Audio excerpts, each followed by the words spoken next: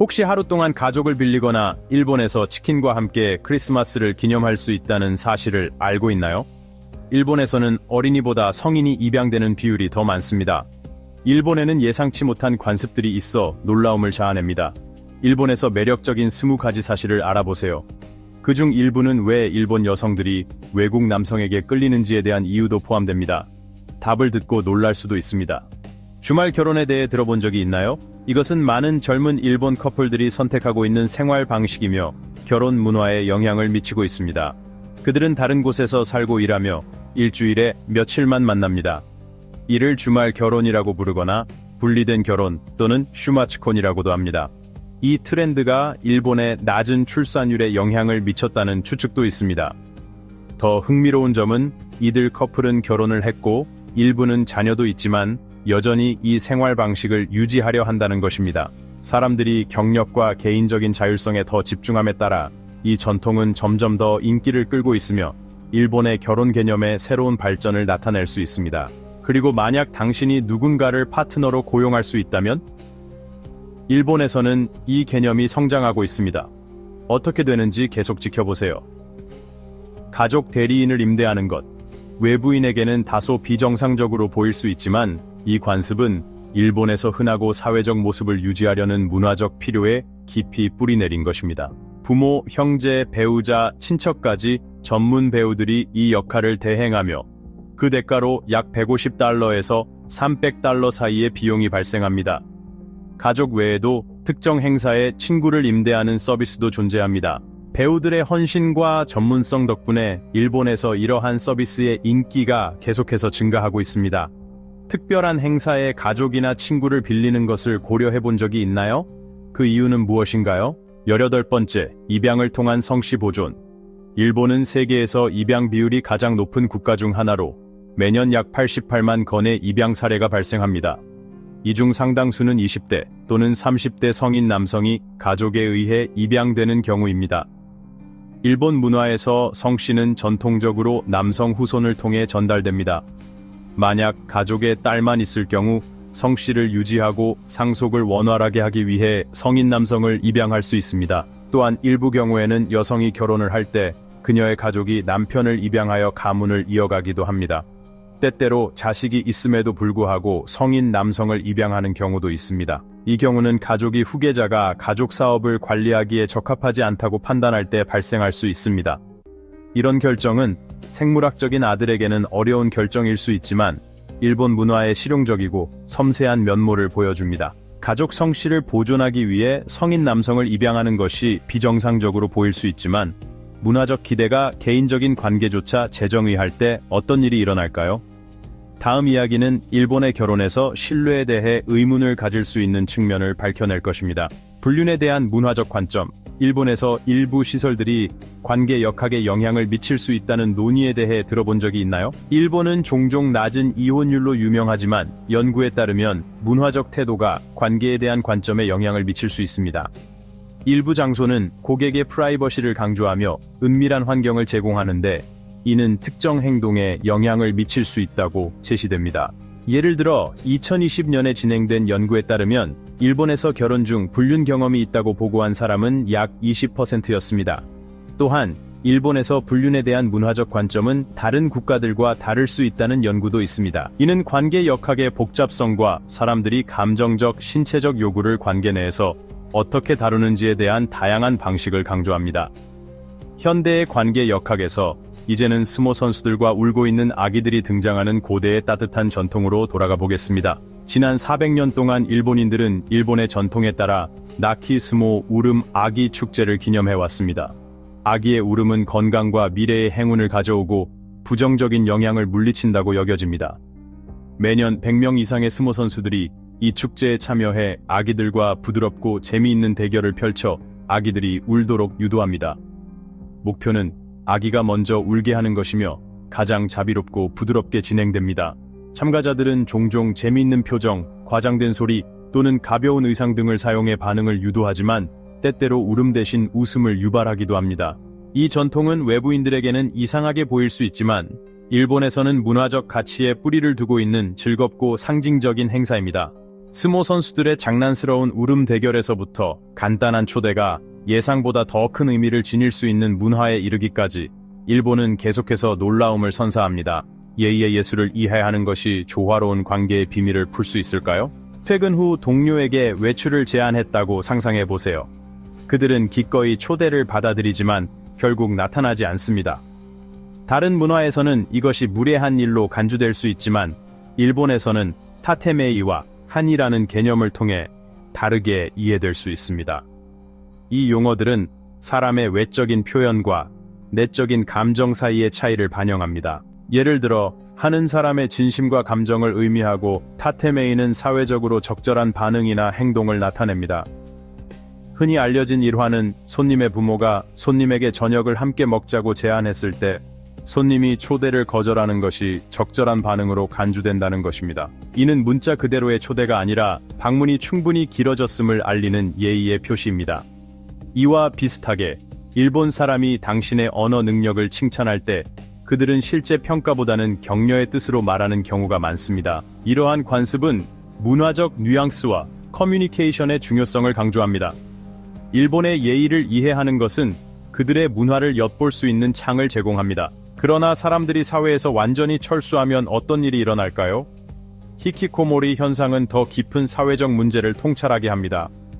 세상과의 단절된 생활은 이상하게 들릴 수 있지만 일본에서는 이 현상이 사회적인 관심과 이해를 끌고 있습니다. 스트레스, 질병 또는 정신건강 문제에 직면한 젊은 남녀는 종종 사회적 상호작용이 거의 없는 은둔 생활을 택하며 이는 히키코모리로 알려져 있습니다.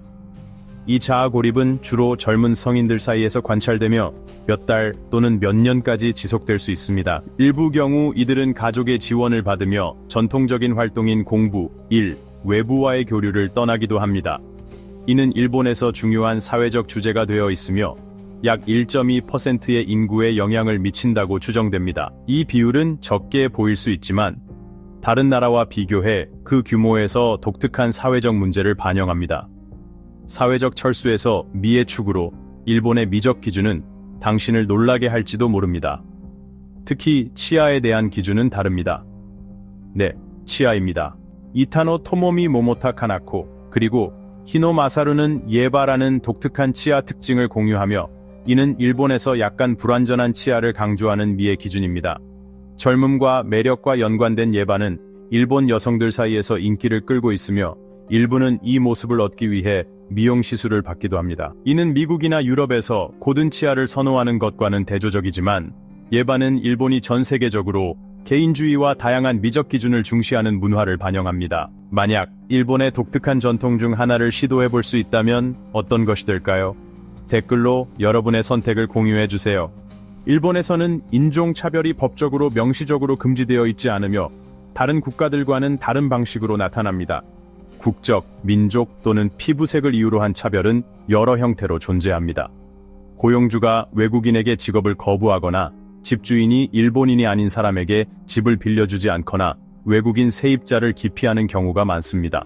2017년에 실시된 조사에 따르면 외국인의 39%가 임대 신청이 거부되었고 25%는 그들의 배경 때문에 직업을 거부당했다고 보고되었습니다. 일부 사업체, 특히 음식점과 상점은 외국인에게 서비스를 거부하는 표지판을 내걸기도 합니다. 이러한 차별은 폭력적이지는 않지만 주거지, 일자리 및 교육에 대한 접근에 영향을 미칠 수 있습니다. 많은 기업들이 일본인 근로자를 우선적으로 채용하는 경향이 있으며 이는 문화적 친숙함과 업무 습관을 이유로 들곤 합니다. 사회적 규범이 발전함에 따라 일본은 또 다른 중요한 문제에 직면해 있습니다.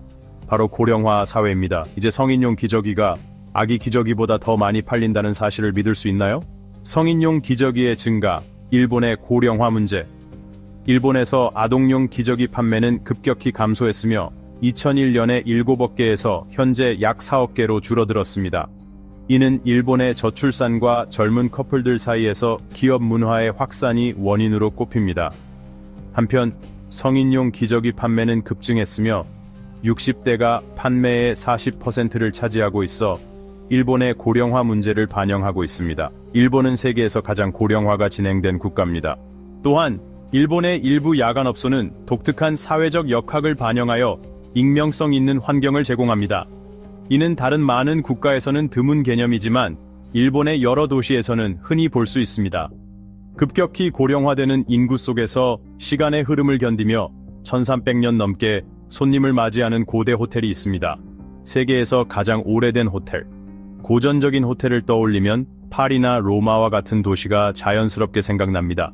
하지만 일본 하야카와에 위치한 니시야마 온천 케이운칸 호텔에 대해 아는 사람은 많지 않습니다. 이 호텔은 705년부터 운영되고 있으며 세계에서 가장 오래된 운영 중인 호텔로 인정받고 있습니다. 마치 50대에 걸쳐 전해 내려온 가족의 유산처럼 이 호텔은 여전히 1300년 전처럼 운영되고 있습니다. 고대의 사무라이부터 유명한 연예인과 정치인까지 많은 사람들이 이곳에서 숙박했습니다. 이 호텔 내에 위치한 마뇨노유는 유명한 온천으로 이 온천은 직접 온천수에서 채워져 손님들이 그 물을 마시기도 합니다. 이 역사적인 보석은 일본의 문화와 전통을 엿볼 수 있는 독특한 기회를 제공하며 그 매력을 수세기 동안 보존하고 있습니다. 고대의 전통이 강하게 남아있는 반면 현대 일본은 세계 다른 나라들이 놀랄 정도로 아이들이 자유롭게 돌아다닐 수 있는 안전한 환경을 제공합니다.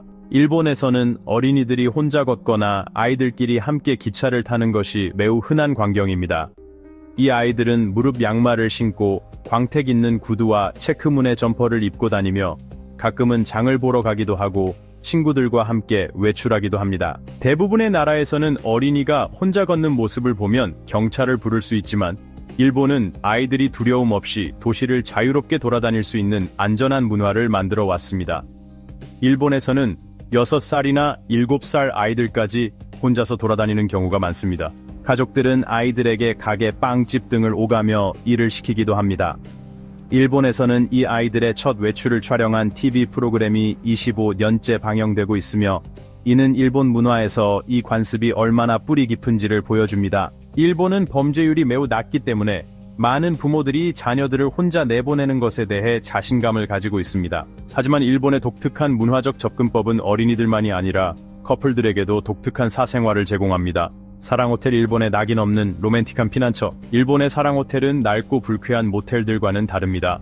이는 일본 문화에서 실용적이고 널리 받아들여지는 서비스로 낙인이나 부끄러움 없이 제공됩니다. 사랑호텔의 개념은 전후 시대에 일본의 많은 젊은 커플들이 대가족과 함께 살면서 개인적인 공간을 확보할 수 없었던 상황에서 시작되었습니다. 사랑호텔은 커플들이 방해받지 않고 로맨틱한 시간을 보낼 수 있는 해결책을 제공했습니다. 오늘날 사랑호텔은 커플들이 데이트나 특별한 날의 사적인 시간을 보내기 위해 여전히 인기를 끌고 있습니다. 흥미롭게도 일본의 사랑호텔은 종종 스타일리시하고 심지어 사회적 지위의 상징으로 간주되기도 하며 다른 문화에서 비슷한 숙소들이 어떻게 인식되는지와는 다른 특징을 가지고 있습니다. 일본의 독특한 전통 중 하나인 일본의 크리스마스 기념법에 대해 들어본 적이 있나요? 일본과 다른 문화들에 대한 더 많은 숨겨진 보석들을 알아보려면 구독 버튼을 눌러 알림을 켜세요. 중매 문화에 대해 알아볼까요? 연애가 배우자를 선택하는 일반적인 방식이 되기 전에는 일본의 남녀는 종종 중매 결혼을 통해 배우자를 찾았습니다. 이러한 결혼은 보통 나코도 중린이라고 불리는 중매쟁이를 통해 이루어졌는데 나코도는 친척, 직장 상사 혹은 중매 능력으로 유명한 지역 유지일 수 있었습니다. 오늘날 많은 사람들이 스스로 배우자를 선택하지만 오미아이 오베나이 전통은 여전히 일본에서 이어지고 있습니다. 1930년에는 약 69%의 부부가 오미아이를 통해 결혼했지만 오늘날 그 수치는 약 52%로 감소했습니다. 이러한 방식을 원하는 사람들을 위해 여러 결혼정보 회사들이 적합한 배우자를 찾도록 도와주고 있으며 일부 회사는 수만 명의 고객을 관리하고 수십만 엔의 수수료를 받기도 합니다. 중매 결혼이 과거의 일처럼 보일지 모르지만 현대 일본인들의 삶은 잠잘 수 있는 곳이라면 어디든 잠을 자는 모습을 보여줍니다. 사실 기차에서 잠자는 사람들을 보는 것은 매우 흔한 광경입니다. 일본에서 기차로 여행할 때 사람들이 편안하게 낮잠을 자는 모습을 흔히 볼 수 있습니다. 이러한 공공장소에서의 휴식은 종종 방해받지 않으며 일본 기차의 조용하고 배려심 넘치는 분위기를 반영합니다. 다른 도시의 대중교통에서는 매우 다른 경험을 할 수 있지만 일본에서는 기차에서 자는 것이 매우 자연스러운 일입니다. 이는 예의와 타인에 대한 존중을 강조하는 문화와 관련이 있습니다. 일본의 통근자들은 종종 자신의 일에 집중하며 사람들이 기차에서 짧은 낮잠을 자는 것에 대해 편안함을 느끼는 환경을 조성합니다. 그렇다면 왜 이렇게 많은 사람들이 기차에서 잠을 잘까요? 그 이유는 일본 사람들이 경험하는 힘든 생활 방식에 있습니다. 특히 도쿄와 같은 대도시에서는 긴 근무 시간과 3, 4시간까지 걸릴 수 있는 통근 시간 때문에 기차는 휴식을 취하기에 편리한 시간이 됩니다. 기차에서 자는 것은 단지 용납되는 것뿐만 아니라 이동 중에 부족한 잠을 보충하는 실용적인 방법으로 여겨집니다. 일본 음식점의 음식 모형에 대해 알아볼까요? 일본에 대해 알아야 할 규칙이 하나 있습니다. 눈에 보이는 모든 것을 믿지 마세요. 도쿄의 번화한 거리에서 아이스크림 소다부터 풀코스 점심까지 군침 도는 음식들로 가득 찬 진열장을 볼 수 있을 겁니다. 그런데 왜 이 음식들은 매일 전시되어 있는데도 녹거나 상하지 않을까요? 그 이유는 이 음식들이 진짜가 아니기 때문입니다. 일본 음식점들은 손님에게 가짜 음식을 제공하지 않습니다. 대신 이 가짜 음식 모형은 가게의 진열창에 전시됩니다. 아무리 맛있어 보여도 먹을 수 없으며 더 많은 고객을 유치하기 위해 전시됩니다. 그렇다면 왜 이렇게 할까요?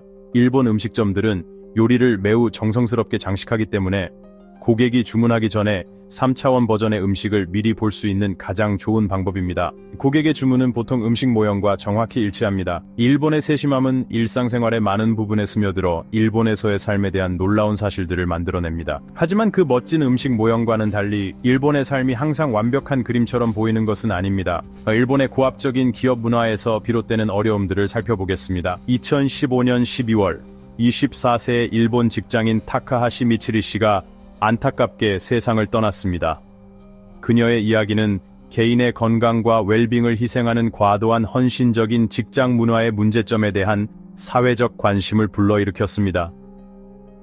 종종 개인의 건강과 웰빙을 희생하는 문화 말입니다.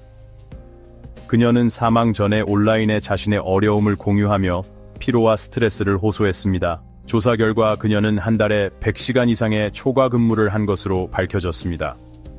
그녀의 경험은 과로로 인한 건강 문제, 즉 과로사 구올아웃시를 부각시킵니다. 과로사는 일본의 많은 사람들의 정신적, 육체적 건강에 영향을 미칩니다.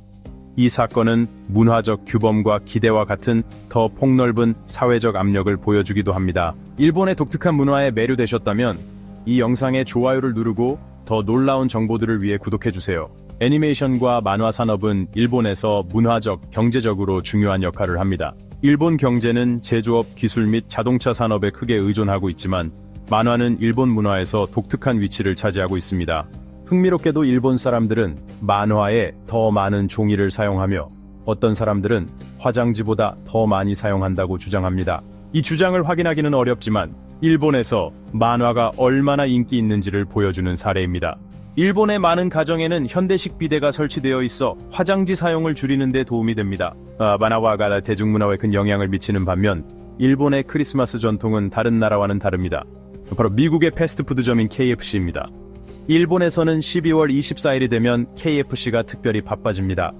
판매량이 평소보다 5배에서 10배 더 많이 판매되기 때문입니다. 왜일까요? 일본 가정에서는 크리스마스를 KFC와 함께 축하하는 전통이 있지만 일본 인구 중 크리스천은 1%에 불과합니다. 이 전통은 1970년대 일본 경제가 제2차 세계대전 이후 회복되면서 소비 문화가 확산되면서 시작되었습니다.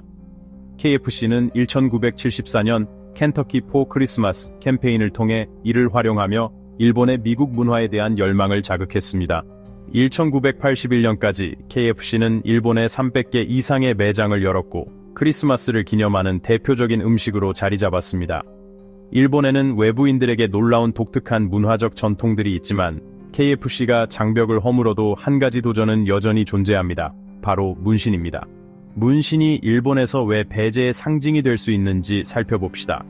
외부에서 볼 때 일본은 매우 관용적인 사회처럼 보일 수 있지만 특정 사람들을 배제할 수 있는 전통적인 규칙들이 있습니다. 예를 들어 문신이 있는 사람들은 공공 목욕탕이나 온천에 들어가는데 제약을 받을 수 있습니다. 이 관습은 차별에서 비롯된 것이 아니라 문화적 연관성과 역사적 맥락에 뿌리를 두고 있습니다. 일본에서 문신은 때때로 조직폭력배인 야쿠자와 연결되었으며 이는 문신이 갱단 소속을 나타낸다는 인식을 가져왔습니다. 많은 문신을 한 사람들 중에는 범죄와의 연관이 전혀 없지만 이러한 제약은 일반적으로 모든 손님에게 안전하고 편안한 환경을 제공하기 위한 목적으로 시설 운영자들에 의해 시행됩니다. 그 결과 문신을 가진 사람들은 이런 규정이 적용되는 특정 시설에 접근하는데 어려움을 겪을 수 있습니다.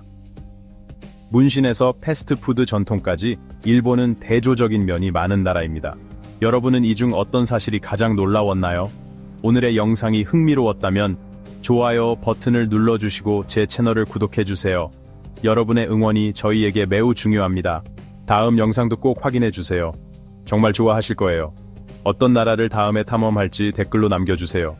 시청해주셔서 감사합니다. 다음 영상에서 만나요.